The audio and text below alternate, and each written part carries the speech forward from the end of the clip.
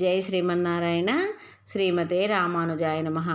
నేటి మంచి మాట, లక్ష్మీదేవి అనుగ్రహమాల, తామరమాల. దాని గురించి తెలుసుకుందాము. తామరమాల, కమలాగట్టమాల, పద్మమాల, లక్ష్మీదేవి అనుగ్రహమాల అను పేర్లతో పిలుస్తారు. తామరలను కలువలు అని కూడా అంటారు. తామరలకు పుత్రజీవి అని పేరు కలదు. తామర పూసలను సంతానం లేని వారు ప్రతినిత్యము 1 లేదా 2 చొప్పున ప్రాతకాలం నందు తింటే చాలా మంచిది. చూర్ణం చేసుకొని కొద్దిగా వేడి చేసిన ఆవు పాలతో త్రాగవలను. ఈ విధంగా కొంతకాలం సేవించిన సంతానం కలుగుతుంది.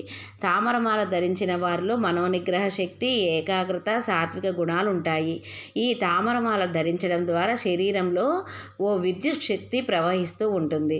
దీంతో శారీరకంగా రోగనిరోధక శక్తి కలుగుతుంది. స్ఫటికమాల, పగడాల మాల కంటే ఉన్నత ఫలితాలను తామరమాల ఇస్తుందని రత్నశాస్త్రం చెబుతుంది. సరస్సులో తామర నిలకడగా ఉండదు. నీటి ప్రవాహానికి కదులుతూ అటు ఇటు ఊగుతూ ఉంటుంది. తాను నిలకడలేని దానిని అని చెప్పడమే లక్ష్మీదేవి తామర పువ్వులో కొలువై ఉండటంలోని పరమార్థము. ఓం శ్రీం హ్రీం క్లీం ఐం కమలవాసిన్యే స్వాహ అనే మంత్రముతో గురువుల ద్వారా ఉపదేశం పొంది శ్రద్ధతో తామరమాలతో లక్ష్మీదేవిని పూజించాలి. చేతిలో ధనము నిలబడని వారు తామరమాలతో జపం చేసిన, ధరించిన ఐశ్వర్యము, ధనము, స్థిరాస్తులు పొందగలరు. తామరమాలతో అమ్మవారి పటాన్ని కానీ, విగ్రహాన్ని కానీ, శ్రీయంత్ర మేరువుని కానీ అలంకరించిన లక్ష్మీదేవి అనుగ్రహం కలుగుతుంది. కలియుగంలో అత్యంత శీఘ్రముగా అనుగ్రహాన్నిచ్చేది దశమహావిద్యలు. ఈ దేవతల మూల మంత్రాలను జప, హోమ విధానము ద్వారా ఉపాసిస్తే సాధకులు తమ కామ్యాలను సులభంగా పొందగలరు. దశమహావిద్యలలో 10వ మహావిద్య శ్రీ కమలాత్మికాదేవి. కమలాత్మిక అంటే లక్ష్మీ స్వరూపిణి అని అర్థము.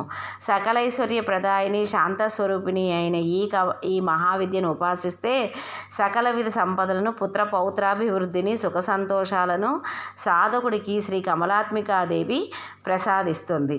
మహాలక్ష్మిని కమలవాసిని అని కూడా అంటారు. వెంకటేశ్వర మాహాత్మ్యము కథ ప్రకారం వైకుంఠంలో భృగు మహర్షి చర్య వలన కోపగించి లక్ష్మీదేవి వైకుంఠం విడిచి పాతాళానికి వెళ్ళింది. లక్ష్మీ వియోగం వలన ఖిన్నుడైన స్వామి భూలోకంలో తపస్సు చేశాడు.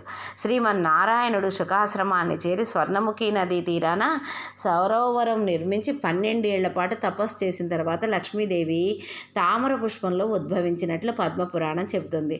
పాతాళంలో ఉన్న లక్ష్మీదేవి ప్రసన్నురాలై స్వర్ణముఖి నదీ తీరన తిరుచానూరు పద్మ సరోవరంలో కార్తీక శుక్ల పంచమి నాడు బంగారు పువ్వులో ప్రత్యక్షమై కలవ పూదండలతో స్వామివారిని వరించింది. కనుక లక్ష్మీదేవియే పద్మంలో జన్మించిన పద్మావతి లేదా అలివేలు మంగ. తమిళంలో అలర్ అనగా పువ్వు, మేల్ అనగా పైన, మంగై అనగా అందమైన స్త్రీ, అలివేలు మంగ అనగా పద్మంలో ప్రకాశించిన సుందరి, చాన అంటే స్త్రీ, తిరుచాన అంటే శ్రీమంతురాలైన స్త్రీమూర్తి అని అర్థం. సరస్సులో తామర నిలకడగా ఉండదు. నీటి ప్రవాహానికి కదులుతూ అటు ఇటు ఊగుతూ ఉంటుంది.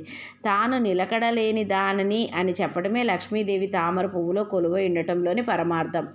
తామర విత్తనాలు పద్మ, కమల, లోటాస్ విత్తనాలను కూడా అంటారు. లక్ష్మీదేవి స్వరూపమైన తామర విత్తనాలు సహజ సిద్ధమైనవి. తామర విత్తనాల మాలను లక్ష్మీదేవి ప్రతిమలకు, పటాలకు, శ్రీచక్రాల అలంకరించడం మంచిది. తామర మాలను జాతకంలో శుక్రగ్రహ దోషాలున్నవారు మెడలో ధరించడం కానీ, జపం చేయడం కానీ చేస్తే జాతకంలో ఉన్న శుక్రగ్రహ దోషాలు తొలగిపోతాయి. తామర విత్తనాలు లక్ష్మీ శ్రీచక్ర పూజలో తప్పనిసరిగా ఉంచి పూజ చేయాలి.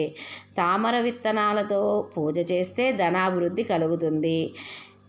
జాతకంలో శుక్రదోషము ఉన్నవారు దాంపత్య జీవితంలో ఒడిదుడుకులు, గొడవలు, అపోహలు ఉంటాయి. అలాంటి వారు తామరమాలతో శ్రీచక్రానికి పూజ చేసుకుంటే దాంపత్య జీవితం ఎటువంటి బాధలు ఉండవు. దీపావళి రోజున ఓం శ్రీం హ్రీం క్లీం ఐం కమలవాసిన్యే స్వాహ అనే మంత్రముతో గురువుల ద్వారా ఉపదేశం పొంది శ్రద్ధతో తామరమాలతో లక్ష్మీదేవిని పూజించాలి. కనుక లక్ష్మీదేవిని మనందరం కూడా సేవించి లక్ష్మీదేవి యొక్క అనుగ్రహం పొందుదాము. జై శ్రీమన్నారాయణ. రామానుజదాసి సంధ్యారాణి.